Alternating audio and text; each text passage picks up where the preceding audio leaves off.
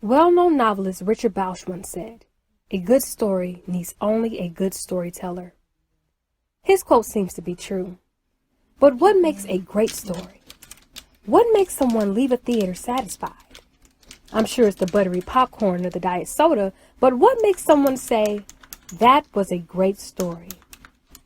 Is it still the storyteller? Is it the setting? What about the characters? Oh, everyone loves a great trial and triumph tale. Well, today I would like to tell you a story. I promise this story is a great story. It's called Wolverines. No, it's not about Hugh Jackman's character in the X-Men franchise. However, it is interesting. This story is about Morris Brown College, a place filled with music, academics, style, and culture.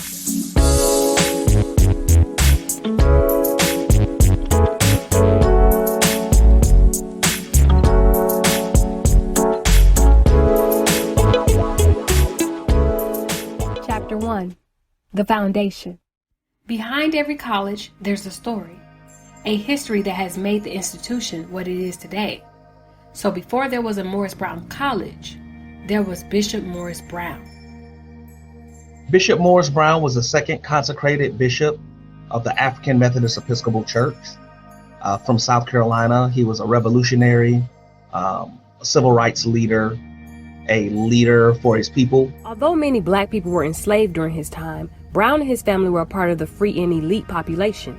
He didn't have a formal education, but he learned how to read the Bible and advocated for others to learn how to read. He was a really big constituent for education of Negroes and free slaves. And he really believed in and fulfilled the information that no one, or the thought, I should say, that Black people could better educate themselves than anyone else. In 1817, Brown left Charleston and traveled to Pennsylvania. There he met with Bishop Richard Allen, who was a reverend at the time, and helped to establish the AME Church. There are several AME schools, and many of them are named after the first bishops of the church: Richard Allen, Edward Waters, Paul Quinn. You have Wilberforce. You have several AME schools. When Brown returned to Charleston, he decided to establish Hampstead Church, which was later renamed Emmanuel AME Church. Emmanuel AME Church had almost 2,000 members in its first year, and a prominent member was Denmark Vesey, a free man of color who was organizing a large slave rebellion. Dear Heavenly Father, the authorities came to my church this morning, and I am growing increasingly worried about Brother Vesey. I fear that this insurrection will not only fall on him, but members of my congregation will face dire consequences as well. Word spread about Vesey's slave revolt, and his plans were halted by authorities. He and his followers were arrested and killed as a result. Because of his association with Vesey, authorities viewed Brown as a co-conspirator. He was incarcerated for a year, but he was never convicted. And after that year, I believe he moved to Philadelphia, and that's where the AME Church was founded. After he became the second consecrated presiding bishop, he established different conferences throughout the United States, from Georgia, New Orleans, Pennsylvania, Boston, Baltimore, as far as Canada as well. And the institution of the AME Church, we honored him by naming this college after him, Morris Brown College, in his memory. Chapter 2. The Fundamentals. Morris Brown College, founded in 1881, the first and only HBCU in the state of Georgia, founded by Black people, for Black people.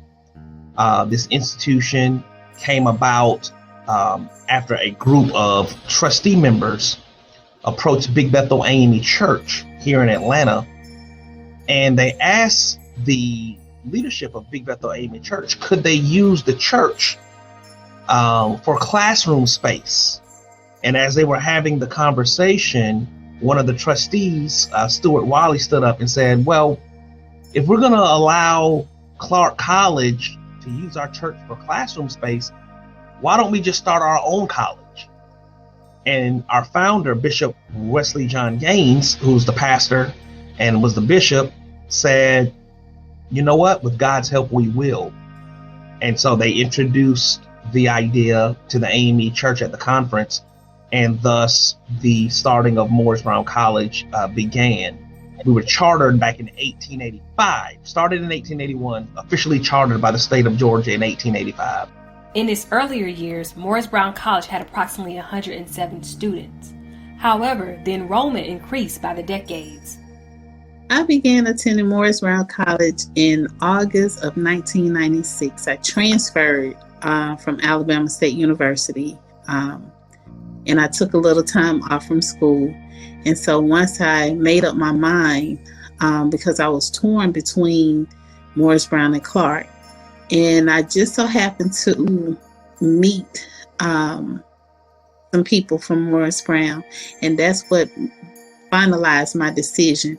And it was a decision that I would never, ever regret. I remember my very first semester, I had like 8 or 9 classes. Now, to be fair, 2 of those classes were like a lab, like it was a Spanish lab and biology lab, which you could do like at your own time. Because like if you took a biology class, you automatically had to take a lab class, but it wasn't at the same time as so it looked like, you looked at the schedule and it's like, oh my God, you have 9 classes, but it was really like maybe 6 or 7. The freshmen would always wear beanies on their heads, so that was a long-standing tradition of the college. So we would, our teachers would talk about what the beanies represented, and just the overall history, of our school and how it was founded, what it meant to the community. Professors are inspirational.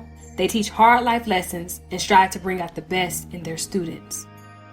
And my professors really care about the students, and they try to really work with us, give us the best advice that they could give. Now, they didn't play when it came to those assignments. You had to get those assignments in on time, and you had to make sure that they were correct. So like there were a couple of times when I didn't do so well on a couple of assignments, but they gave me a reprieve to go back and, revise and edit, so I could get a decent grade. One thing I learned from Dr. Adams, who was the head of the department then, she actually took, I guess, some of we might have been graduating seniors, I guess, from the education department to the Ohio State University, which is where she got her doctorate degree from. And she actually put us on a bus. She and Dr. Lee put us on a bus. We were driven to the Ohio State University. We toured the campus. We learned about classes. We sat in some classes. And Dr. Adams told us, she was like, I don't want you all to stop here.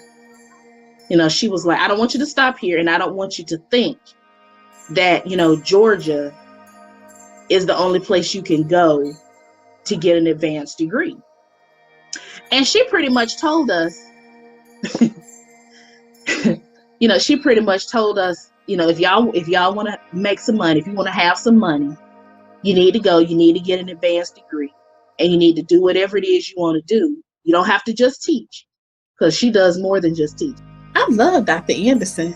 I loved her. I mean, she was just, about the business. She carried out the duties and responsibilities of what she was supposed to do until someone was hired. And just in sitting there having a conversation with her after we lost accreditation, I mean, she's very, very knowledgeable, very sweet and personable. She told me at the time, she was like, she said, are you part of Alumni Association? I said, no, ma'am. She said, well, I need you to get active and pay your money. Yes, ma'am. So I have been active. Homecoming is a special time of year at Morris Brown College. There's a parade, food, fundraising, and good times. Homecoming.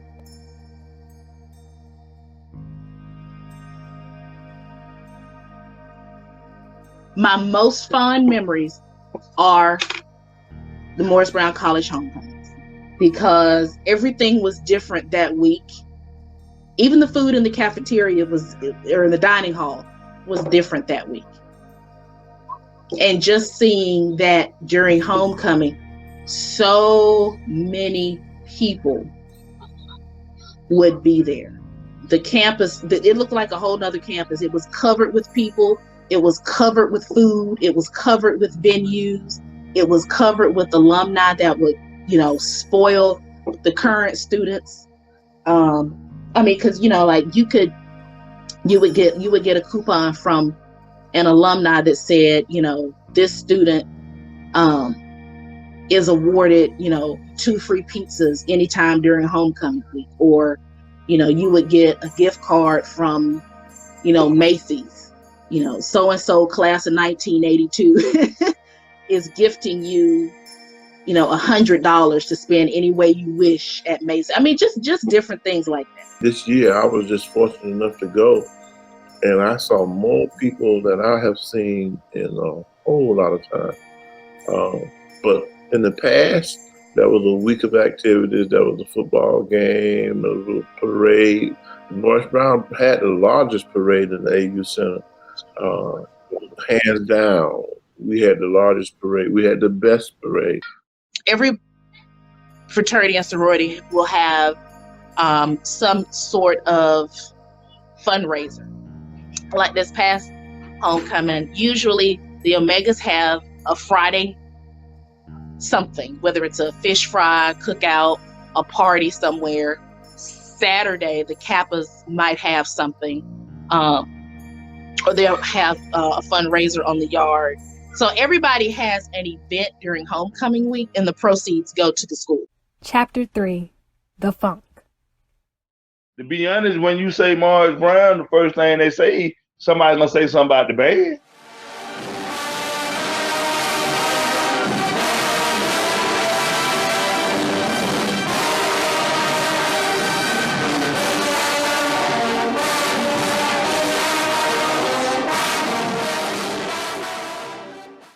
Music was a major force within Morris Brown College, from the school's song to vocal professor Coretta Scott King. The marching Wolverines wasn't any different. HBCU marching bands are ambassadors for their institution. As a matter of fact, they are responsible for a lot of people coming to that institution and fundraising and entertainment. A lot of people don't go to the football games to see the football team. They go to see the band at an HBCU. And so just very, very cultural experience, very, very strong organization on the campus. When the Marching Wolverines were established in the 1920s, the band only had between 15 to 20 members. However, the sound was gigantic. We had a very big, fat sound.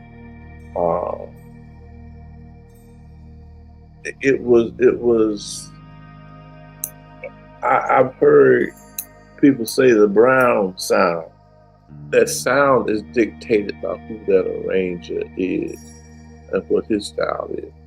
So the Brown sound was a fat, driving, bright in terms of our drill song, and the ballads were very subtle, something you could pat your feet to.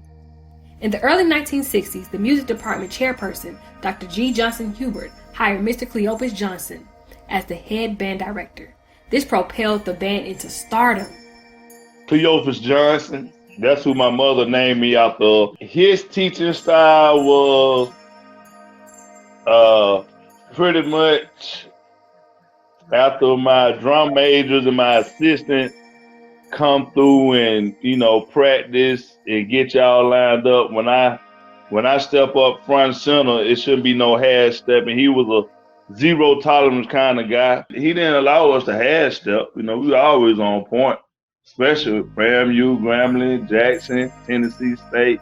In those heavy hills, we was always ready to do battle. I remember when I was in high school, the late Mr. Cleopas Johnson would go around to the surrounding high schools in Atlanta, because I am a product of the Atlanta Public Schools. I graduated from Fulton High School in 1990, and I was in the band all 5 years of high school.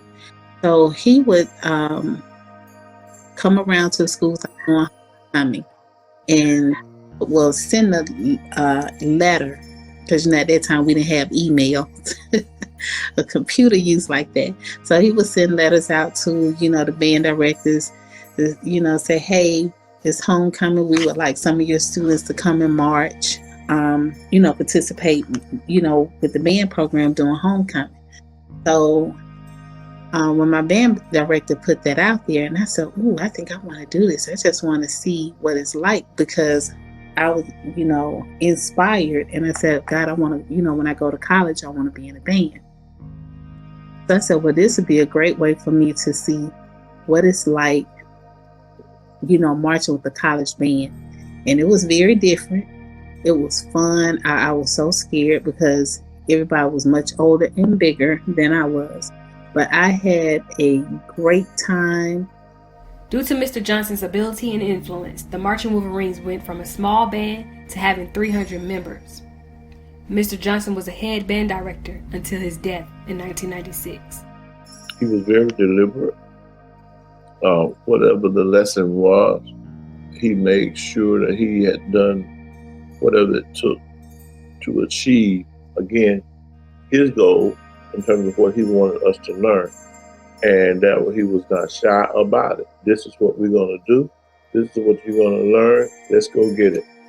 So Mr. Cleopas Johnson was probably one of the biggest influences in my life as it relates to band and being a teacher.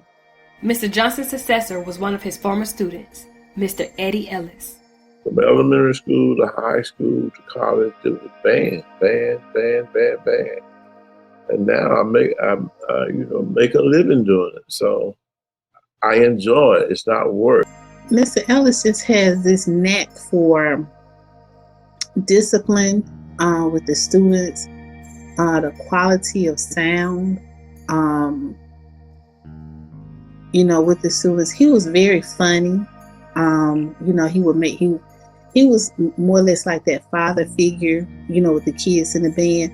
He never raised his voice about anything. He was always the same. So if he was mad about anything, you would never know. If he got mad at the students for messing up one of the drills or the music, you would never know.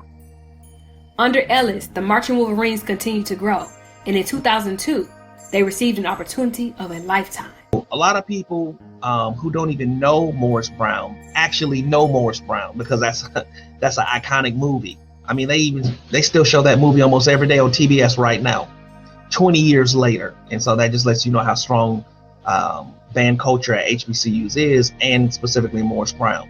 There were two other bands that was asked to play the role of Morris Brown. All right.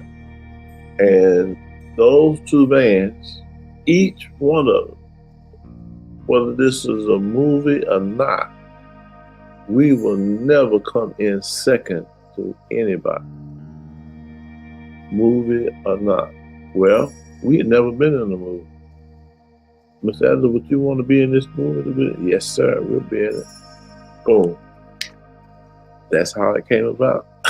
I was proud because I could say, I know them. I went to school with them. I went to high school with him. I went to college with her. I went to college with him. I went to, So I knew that although this was a movie, I also knew that this was a movie that was, not just made by people pretending to be musicians. Because I knew these men and women in this movie had been playing their instrument for 20, 30 years. This was not new for them. So it made it much more realistic. like, yeah, that noise they're making, that's actually them.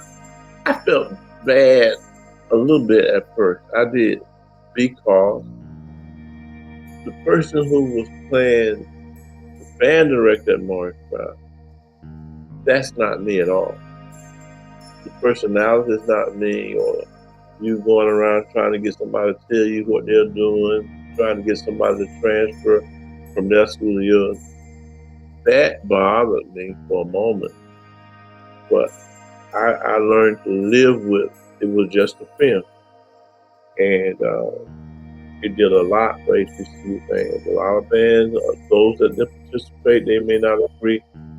Drumline, that movie did a lot in terms of people respecting what we do. The Marching Wolverines' success didn't end there. They went on to partner with Outkast. One of my saxophone players, I'm not going to call his name, but his mother, Andre's mother was a beautician, and she was doing Chris's mother's hair. That was her beautician. So the conversation came up that Andre, that was in the earlier days of Andre, when we did Rosa Parks. That's how we met him. And so when we did that video, Rosa Parks, it was because of Andre's association with my saxophone player's mother. They had looked at doing a high school, and they were talking about it. She said, "No, you don't need no high school. You need Morris Brown." We were called, and we did Rosa Parks, and because we did Rosa Parks, Outkast, Morris Brown, Idlewild, all of that came from Rosa Parks.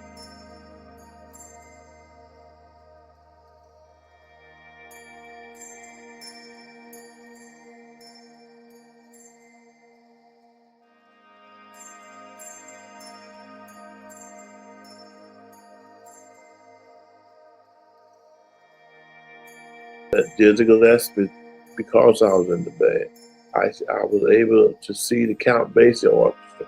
I met Duke Ellington because I was in the band. They came to Morris Brown's campus. Chapter 4, The Fall. Well, in the early 2000s, Morris Brown was a traditional HBCU, approximately about 2,900 students, full of culture, vigor, strong academic programs, a phenomenal HBCU. And a lot of people were familiar, like I mentioned, with Morris Brown because I like to say, historically, Morris Brown was the heartbeat of the Atlanta University Center. When you talk about fun and culture and excitement, you think about Morris Brown. And not to mention very, very strong academic programs.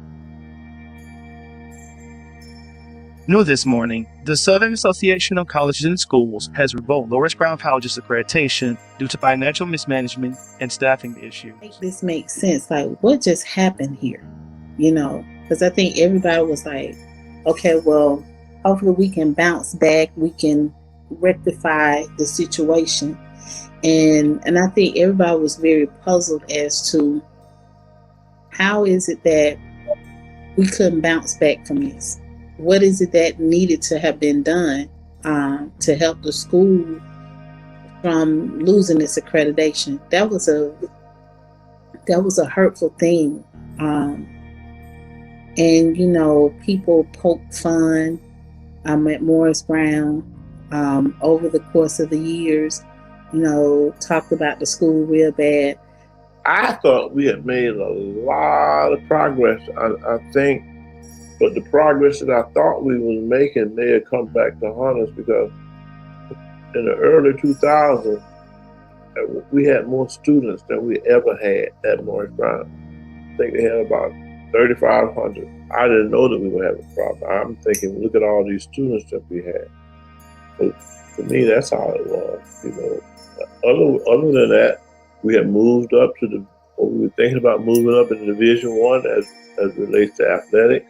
The band was doing good. We had, 256 band members, up to about 300 in the entire organization. So the band was doing well. And I thought the school was doing well. Well, the number one problem for all HBCUs, or most, is finances. Proving financial stability is an extremely important part of restoring an HBCU or keeping an HBCU, that financial stability. We do the best of educating us. And so it's 9 times out of 10, it's never academics, it's always something financial. And so I would say that Morris Brown is no different in that sense. Being able to raise the monies, being able to show that we're financially stable, to be able to pay all of our bills, that we have process and procedure in place, audits are good, etc. Those are the things that we always have to work on and overcome with in most situations when it comes to accreditation. He's right. Like many institutions across the U.S., Morris Brown College faced financial issues throughout the years. But was this the real reason why Morris Brown College lost its accreditation? Let's take a deeper look.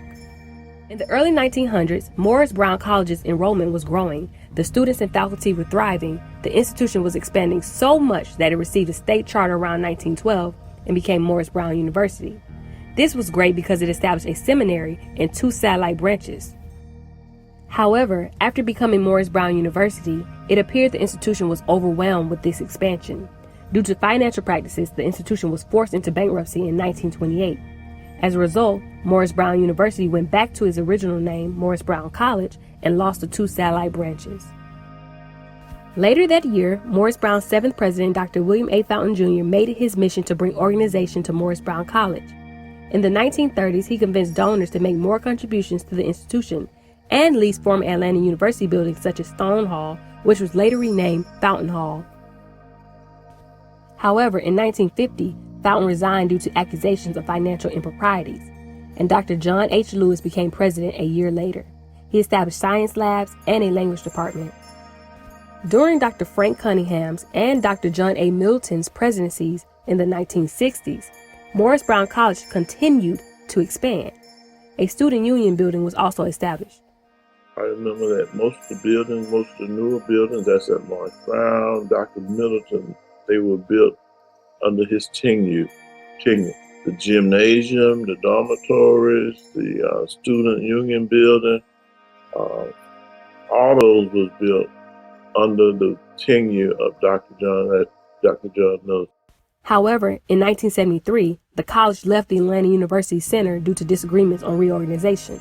This was a major deal because the Atlanta University Center was composed of other surrounding colleges such as Morehouse College, Spelman College, Clark College, and Atlanta University. Morris Brown College needed access to the Atlanta University Center to maintain accreditation, so later that year, Morris Brown College rejoined the Atlanta University Center. In the 1980s, the student enrollment continued to increase during Dr. Threat and Dr. Smith's presidency. However, in 1992, Morris Brown College faced a major issue. Well, I wasn't here at the time, but I do know that the institution was placed on probation, and they were given time to try to fix some of these problems. That's when Dr. Jolly came in, and the school was thriving well up under him. Enrollment continued to increase, and Morris Brown College received millions in donations from the alumni, the AME Church, and the community. In 1997, Dr. Jolly finished his presidency at Morris Brown College, and in comes the institution's 15th president, Dr. Dolores Cross. I think when she became president, we were in total awe. Like, we have our first female president, over the school. So, we were, real excited about that. And, but we never really got a chance to see much of her. And the only time that I really had close contact with her was, at graduation when I took, walked across the stage to get my diploma, and I took a picture with her then. Well, but she came in, she had a program that she wanted to do, and then she did it. And like I said, she said she was going to increase enrollment, and she did. During the earlier years of her presidency, Dr. Cross faced some challenges. Accreditation was hanging on by a thread, there was a $3 million deficit, and the increasing enrollment became overwhelming. Increasing enrollment, there were other things that came about because of that. Morris Brown, we didn't have a dormitory space for all those students. So monies was spent transferring them from Morris Brown to hotels, and that created a debt. Then we got some laptops, and I think something with those laptops may have also been, in the end, maybe negative. In her memoir, Beyond the Wall, Dr. Dolores Cross states, I came to assume the position of leadership at Morris Brown College, not knowing that my journey there, after being a professor, department head, administrator, and university president, was leading me to what would become my crucible. By the early 2000s, the Department of Education took a closer look at Morris Brown College's Financial Aid and Fiscal Affairs Office. Turns out, many former students made complaints to both the state and federal government, alleging that they were unable to receive financial aid at other schools because Morris Brown College still had them registered as students. Fall of 2002, we still had football team. The school was still thriving, at least I thought. And I think at that time, the Board of Trustees were in negotiations with SACS at that particular time. And then, everything was kind of hush-hush on that end because alumni really didn't know what was going on. In 2001, the Department of Education discovered that Morris Brown College was receiving federal aid for 150 students who were not enrolled at the institution. News of embezzlement soon followed. One of the accusations was the school had used money from here to pay for something over here. We kind of started noticing like little things with her that, kind of made us, give a side eye. Like, especially with her book. It was like, so how does this tie in with Morris Brown? And that was one thing, because her book was actually in our bookstore. So, we were kind of like, why are you putting this book in the bookstore? As a result, a federal case was filed against Dr. Dolores Cross and the financial aid director, Parvesh Singh. In her memoir, she further states, The public, my peers, my former students, my family, friends, and perhaps most of all, my ancestors, must know that I did not steal one cent. I was taking responsibility as president at the helm of the college. Where if you the head kahuna in charge, and when you have people up under you doing something wrong, unfortunately, the head person always gonna catch the heat behind. In 2002, the Southern Association of Colleges and Schools revoked Morris Brown's accreditation. There were students who hung on when we first found out that we had lost accreditation, but then there was an appeal. And if there was a life, we thought that we would make it through the appeal. But there were some things that went on in the appeal that messed us up. SACS wanted Morris Brown to revamp the Board of Trustees. So the Board of Trustees, which are made up of the AME, we had some business people that served on the board. They didn't want to change it. So SACS said, okay, well, you don't want to do what we're asking you to do, you're stripped of your accreditation. So a lot falls on the board, even though she did what she did, but the rest of it rests on their shoulders as well, because they were not willing to compromise and do what was right. There were some standards that you have to go through, and obviously we didn't come up to all those standards, one being accounting. And I think another one might have been terminal degrees, not enough of them. The loss of accreditation affected the students, faculty, staff members, and the community as a whole. Without accreditation, schools can't get, the students can't get loan money. They can't get grant money, loan money. So of course, if you can't get money for school, a lot of students aren't gonna, they can't afford it. They can't afford to pay for it. So when students had to leave, all those programs went with it.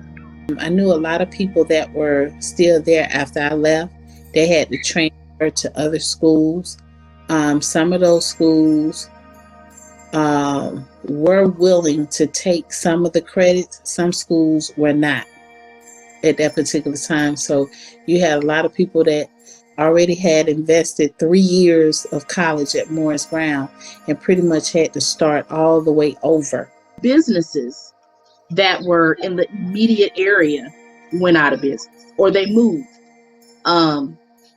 Because, here you have 4 or 5, well, maybe not 4 or 5, maybe I would say 3,000 or 4,000 people who were near your business on a daily basis. Now all those people are gone. So a lot of what was around the school also left, which led to declining property values, which means, now this property is now much cheaper than it was when the school was accredited. So let's hurry up and buy it up. I didn't have a job. I had a family.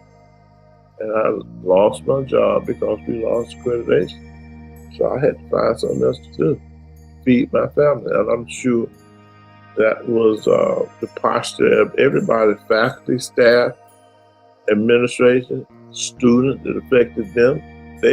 When they came to Morris Brown, most of those students expected to graduate. Now everybody got to go. I personally believe that because of where Morris Brown is physically, the physical location of the school, and the vulnerability that a lot of people thought the school had, that it was kind of orchestrated to purposely close the school so that that land could be acquired. Because as you know, it's located next to the Mercedes-Benz Stadium. It's near Vine City. It's in an area that was very quickly gentrified. It was very quickly bought up for businesses in a very desired part of Atlanta. Chapter 5, The Faith. Deuteronomy 31:6 says, "Be strong and courageous. Do not be afraid or terrified because of them. For the Lord your God goes with you. He will never leave you nor forsake you." In Chapter 1, Bishop Morris Brown and the AME Church became the foundation of Morris Brown College. This has never changed. The AME Church founded Morris Brown College. It would be no Morris Brown without the AME Church. We were founded in the basement of Big Bethel AME Church back in 1881 and granted the authority under the AME Church to become a college. And not to mention, over all of these years, the AME Church has been a major financial donor and supporter of the college.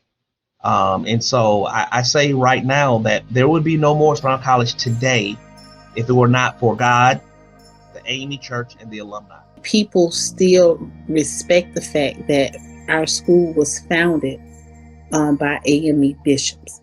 So that will never be lost.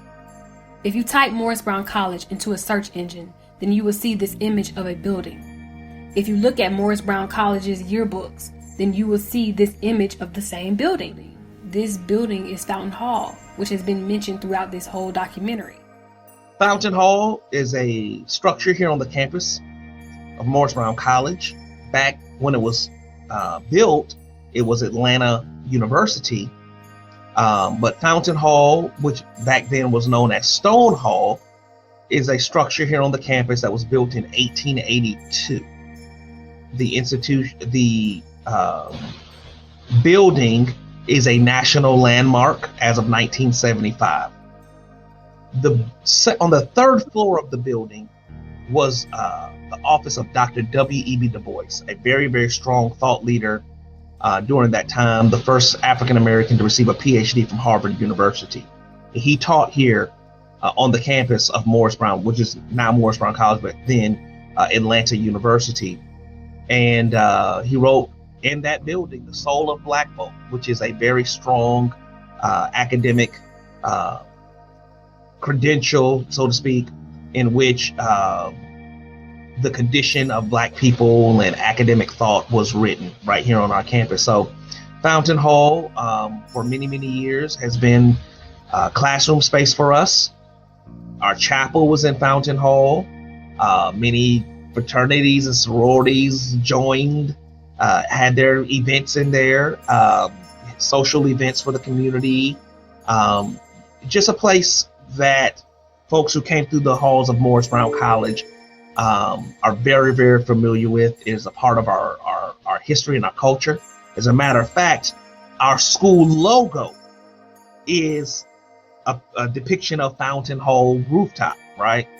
And so it just means so much to us. I liken it to a symbol of strength and perseverance, a building built by former slaves. In Fountain Hall, there's a chapel there, and it does have the spiritual feel in that chapel. Fountain Hall also has a bell, which sits at the top of the building. To some, bells represent a sense of urgency. However, bells can also be a reminder to pray and to help remove negative energy.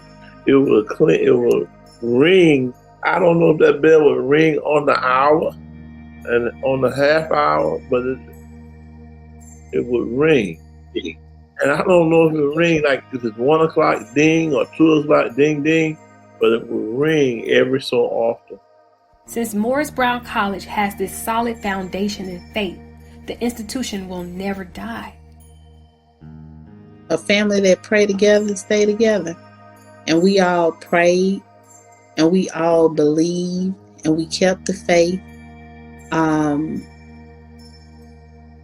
We never gave up, So if you had the faith of a mustard seed, then you have a strong faith base.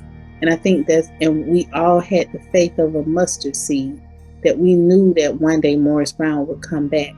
We didn't know exactly when, but we knew. I remember we had a bishop. His name was Bishop Mean. And I remember him saying when I worked there, there will always be a Morris Brown. I didn't know. I listened to him, but I just, now what he said rings a bell. Chapter 6, The Fight. After Dr. Dolores Cross left, Dr. Charles Taylor became president. Next, Dr. Samuel D. Jolly returned to Morris Brown College as the 17th president. Then there was Dr. Stanley Pritchett. Oh my God, he was so nice. I remember I had to go up to the school to get a transcript, and I was standing at the window, the business office, and he came in the building and he said, "Can I help you?" I said, "Hi, Dr. Pritchett, how are you?" He said, "How you doing?" It's like, "Oh, you know me," and I told him what I needed, because he could see that I was a little flustered, and he took me right in that office. And I don't know what he said, but I had 2 transcripts when I left out of there. He said, "If you need anything else, don't you hesitate to call me." So he was very personable. I have to give Dr. Pritchett a lot of respect and kudos, because he was responsible for not allowing the school doors to close. And so we're very, very appreciative to him. He was here from 2006 to 2019 when I got here. And so he was here during all of those unaccredited years, and he kept the doors open. And so we appreciate him and his leadership for continuing to keep the doors open and to move the school forward. Dr. Pritchett resigned in 2018, and Morris Brown College's 19th president took office. My name is Kevin James. I am the 19th president of Morris Brown College. Dr. James, Kevin James, awesome young man. He's very approachable. You can talk to him, take pictures, and just an all-around person. And when he came in, he rolled up his sleeves. He knew what his assignment was, and he's fulfilling that assignment. He utilizes every corner, every morsel of everything to try to get the school out there? I've had a great experience. I started March 1 of 2019. I was hired for one reason and one reason only, and that was to restore Morris Brown College. We lost our accreditation almost 20 years ago, and we held on by a thread. You know, we went through it all: bankruptcy, loss of land, loss of students, loss of respect. We went through a lot. And so under this administration, we have really pushed forward to restore the school through what I call the hard reset, where we just basically step back and reset to come back stronger than ever. And so I've thoroughly enjoyed it. It's been a heavy lift, I'll say. Being able to save a Black college with little to no resources is no small feat, but I've thoroughly enjoyed it. During the time that we lost our accreditation, alumni really came together along with other local leaders, celebrities, you know, giving back to the college. And so last year we raised $500,000. That was a goal during homecoming. We made a decision to change accreditors, and we're now working with the Transnational Association of Christian Colleges and Schools. We went back to our Christian roots. And so there was a very long process. The process started with me reaching out to that accreditor to appeal to become a correspondent school. I had to go to the accrediting agency up in Virginia, in which I sat down with the leadership, and we went through requirements of what that accredited agency looks for accredited schools. And of course, we had to have the Christian mission and faith statement. And so once we were approved there, we became officially a correspondent school, which granted us the authority to start on the application for accreditation. We went through that process, took us about a year and a half or so.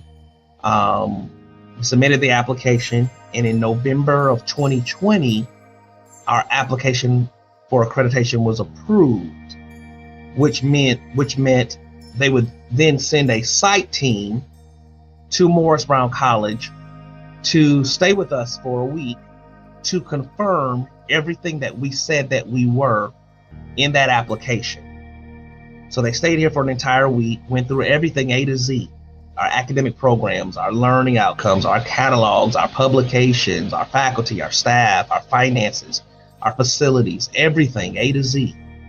And once they completed that, they made a recommendation for Morris Brown to either not move forward or to be granted candidacy for accreditation. Chapter 7, The Future.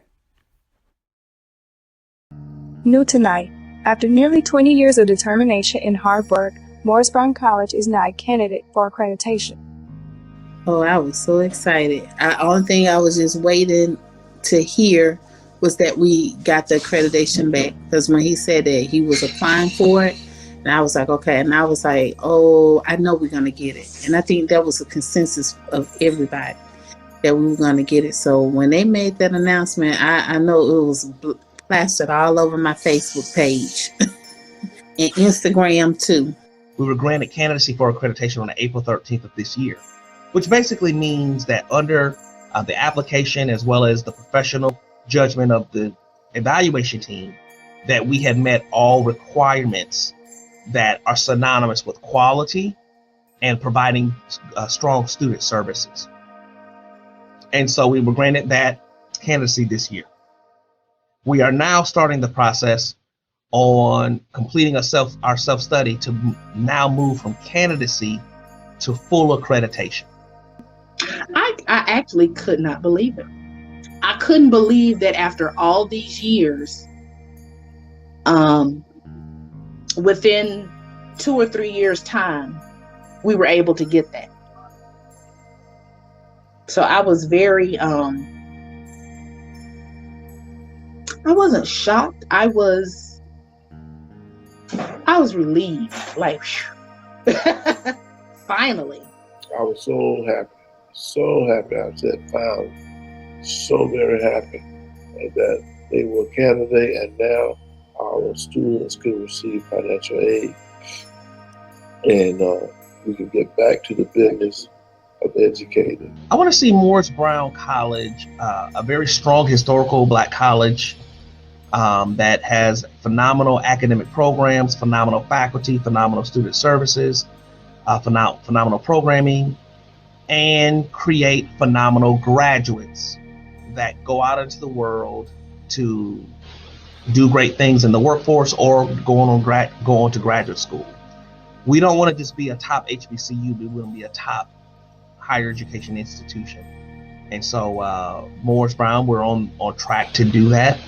And we just want to be great and give students everything that they need to be able to compete in this world. You know, I think now in the age of social media, that the school is actually going to, well, not just social media, but just technology, period.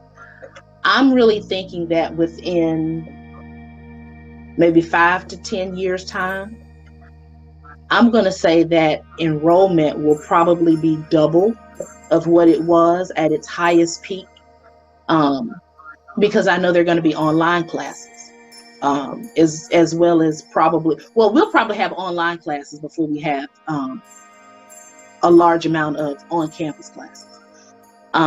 So I'm expecting that the future of Morris Brown College is going to be, student enrollment is going to have doubled. I think we're going to have predominantly alumni, faculty and staff, which I think would benefit the image and the face and the personalization of the school. I also think we're going to be much more diverse. I think this time around,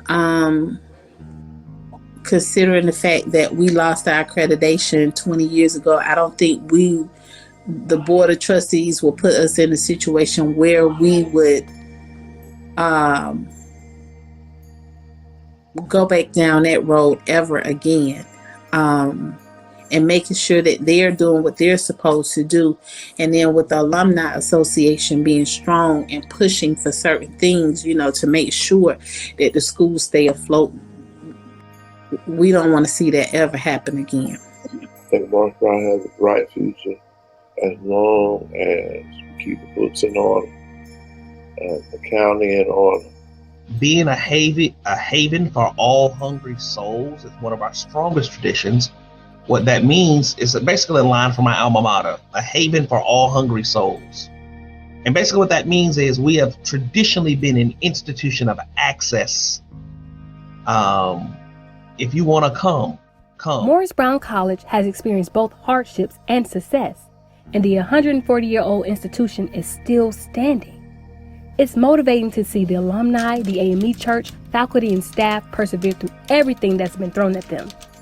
Many thought that Morris Brown College would become a thing of the past. However, it was always destined to become a staple in the future.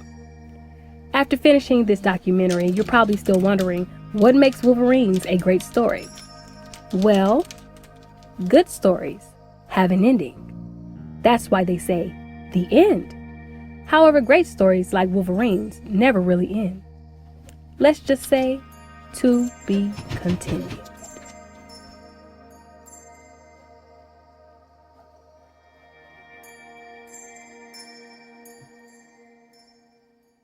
Alma mater, pride of earth, gave to thee another birth, haven for all hungry souls.